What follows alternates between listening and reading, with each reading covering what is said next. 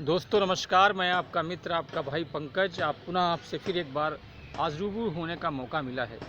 दोस्तों लगातार आपसे हम लोग सामाजिक मुद्दों पर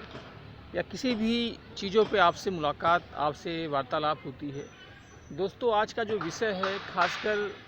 इस देश के अंदर एक ऐसा राजनीतिक माहौल जिसको बोल सकते हैं समाज के अंदर एक ऐसी विघटनकारी जो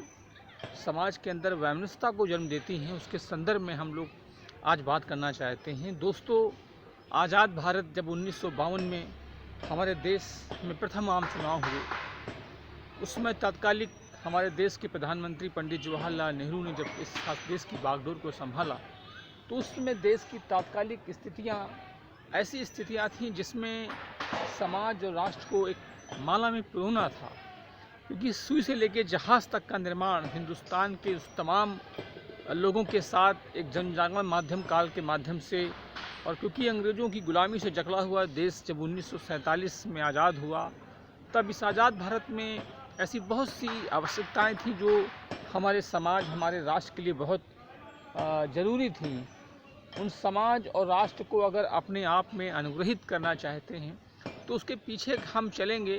क्योंकि कहीं ना कहीं एक चीज़ हमको देखने का ऐसा अवसर प्राप्त होता है जो सामाजिक पुनरुत्थान और सामाजिक मान्यताओं के हिसाब से अगर देखा जाए तो हिंदुस्तान अपने आप में जिसको हम बोल सकते हैं कि सोने की चिड़िया कहा जाता था, लेकिन तात्कालिक स्थितियां देश में जब लगातार संघर्ष विराम के बाद बागडोर माननीय प्रधानमंत्री जी ने संभाली, उस समय के तात्कालिक प्रधानमंत्री पंडित जवाहरलाल नेहरू, तब देश में आज़ादी का एक ऐसा बेहतरीन अवसर मिला। शिक्षा, साहित्य, राजनीति, विज्ञान, मतलब ये मानिए कि हर एक क्षेत्र में विकास के मार्ग खुले। और उस 1952 से लेके लगातार हमारे देश के अंदर हमारे राज्यों के अंदर जो भी तात्कालिक निर्वाचित सरकारें आई उन सरकारों ने अपने उस तात्कालिक स्थिति के हिसाब से काम किया। लेकिन हम ये कह सकते हैं कि आज की जो सरकारें हैं, देखिए हम किसी सरकार पर किसी भी प्रकार का कोई दोषारोपण नहीं करते हैं। हमारा मानना है कि हमारे देश के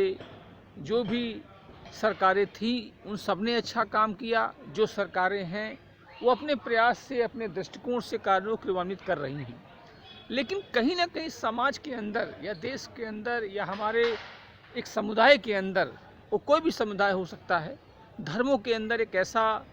वैमनस्यतापूर्ण आज रोष फैलता जा रहा है। वो राजनीति का देन है। एक बहुत अच्छे हमारे राष्ट्रीय कवि हैं जिसको हम बोल सकते हैं कुमार विश्वास ने कहा था कि राजनीति का धर्म होना चाहिए लेकिन धर्म की राजनीति नहीं होनी चाहिए। लेकिन दुर्भाग्य है इस भारत देश का, ये मानिएगा देश में आज जो वर्तमान की राजनीतिक सत्ताएं हैं उनकी विचारधारा, उनके कार्य करने का तरीका, उनका एक एजेंडा है कि हम चुनाव को लगातार जीतते जाएं और देश के अंदर धार्मिक विवादों को इतना ज़्यादा तेज कर दें कि समाज का संतुलन बिगड़ जाए। आज हिंदू, मुसलमान, सिख, ईसाई जो धर्म हैं, जो समुदाय हैं, जिसको वसुधैव कुटुंबकम की परिभाषा दी जाती थी, संपूर्ण पृथ्वी हमारा परिवार है, आज समाज के अंदर राजनीतिक सत्ता ने उन सब राजनीतिक सत्ताओं को प्राप्त करने के लिए उन सब का इस्तेमाल किया, जहाँ तक सबसे ज़्यादा धर्म का इस्तेमाल किया। देखिए किसी भी देश की सियासत अगर धार्मिक विवादों को शांत करे तो वह देश बहुत अच्छा होता है, लेकिन अगर सियासत खुद धार्मिक विवादों को खड़ा करे, पैदा करे, इसका मतलब उस देश की राजनीतिक सत्ताएं,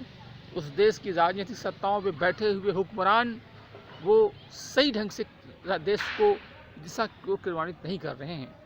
हम एक युवा होने के नाते हमारा इतना कहना है देश के उन राज्यों के जो गवर्नर हैं, राज्यों के जो हमारे मुख्यमंत्री हैं, भारत देश के प्रधानमंत्री हैं, भारत देश के राष्ट्रपति हैं, और जो समाज के प्रबुद्ध वर्ग, जो समाज के बुद्धिजीवी हैं, उन सब से हम एक ही आग्रह करना चाहते हैं कि इस देश के अंदर जो गंगा जमुनी तहजीब थी या समाज के अंदर जो एक ऐसा सभी धर्मों सभी जातियों के अंदर एक आपसी सामंजस्य, आपसी प्रेम था, एक ऐसा आपसी तालमेल, उनको आप सदैव बना के रखिए, क्योंकि यही भारत की एकता है। इसको हम बोल सकते हैं कि the diversity of the India, Bharat हमारा विविधताओं का देश है, उसके उपरांत हमारे भारत देश ने ऐसे ऐसे आयामों को छुआ है, ऐसे ऐसे आयामों को गढ़ा है जिसको आप लोग लगातार देख सकते हैं। किसी ने बहुत अच्छा एक बात कही है कि इसको हम बोल सकते हैं कि अंधकार से लड़ने का संकल्प कोई कर लेता है, एक अकेला जुनून ही अंधकार को हर लेता है। हम इतना ही कहना चाहेंगे अपने देश के आने वाले उन सत्ताधीशों से कि अपनी राजनीति के लिए धर्म का इस्तेमाल मत करिए, समुदायों को, जातियों को, धर्म को आपस में मत लड़ाइए, क्योंकि इसके जो परिणाम आएंगे वो बहुत ही खराब आएंगे। आने वाली पीढ़ियां आपसे जब पूछेंगी कि आपने इस देश को कहां से कहां पहुंचा दिया। हमारा देश एक ऐसा देश जहां पर मतलब जिसको हम शब्दों में बोल नहीं सकते, द गोल्डन कंट्री, भारत स्वर्ण देश है हमारा। सत्ताएं चाहे देश को सब अच्छे विकास की ओर ले आ सकती हैं। इसी के साथ अपनी बातों को यहाँ से विराम देता हूँ और ये आशा करता हूँ कि आप सभी लोग हमारे कर्णधार हैं। देश के राजनीतिक पुरोधाओं से यही निवेदन है कि धर्म की राजनीति ना करें, समाज के अंदर एकता को पैदा करें, आपसी भाईचारा बढ़ाएं। धन्यवाद। जय हिंद, जय भारत।